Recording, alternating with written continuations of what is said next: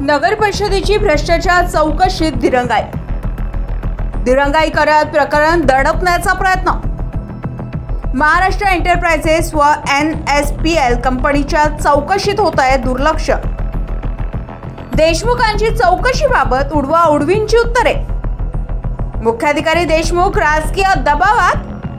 गेल्या दिवसात वर्धा नगर परिषद भ्रष्टाचाराच्या कारणाम्यात चांगलंच गाजत आहे, ज्यात राजेश भगत यांनी जनतेचा पैसा गडप करून ढेकारही काढलेली नाही आणि आता भगतांच्या मार्गावर देशमुखांची वाटचालही चिंताजनक दिसत आहे। वर्धा नगर परिषद राजकीय हस्तक व प्रशासकीय मनमानी करीत महाराष्ट्र एंटरप्राइजेस कंपनीने बोगस दाखले व अनुभव प्रमाणपत्रे लावून निविदा प्राप्त केली होती, तर NSPL कंपनीला लाखो रुपयांचे बोगस देयके राजेश भगत यांनी मिलीभगत करीत अदा केली।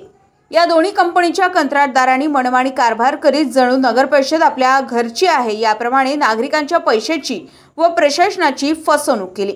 यावर प्रकरणाची चौकशी करण्याचे आदेश देत त्रिसदस्यीय चौकशी समितीही नेमली गेली। मात्र चौकशीच्या अध्यक्ष CFO अधिकारी गेल्या 1 महिन्यांपासून पारिवारिक आरोग्याच्या कारणाने सुट्टीवर आहे। परत पदावर रुजू कधी होणार याबाबतची शाश्वतीही नाही। तरी नागरिकांच्या पैशाचा हिशोब देण्यासाठी व भ्रष्टाचारांना अद्दल घडवण्यासाठी पर्यायी व्यवस्था नाही का, याबाबतची विचारणा मुख्याधिकारी विजय देशमुख यांना केली असता उडवाउडवींची उत्तरे दिली। देशमुखांच्या या वागणुकीने सदर चौकशीत कोणत्या राजकीय दबावाखाली प्रकरण दडपण्याचा प्रयत्न तर होत नाही ना। जनतेचा पैसा गडप करणाऱ्या व शासनाची फसवणूक करणाऱ्या NSPL व महाराष्ट्र एंटरप्राइजेसच्या कंत्राटदारांना पाठबळ कुणाचे? या प्रकरणाला जिल्हाधिकारी गांभीर्याने घेणार का, असे अनेक प्रश्न नागरिकांसमोर निर्माण होत आहे।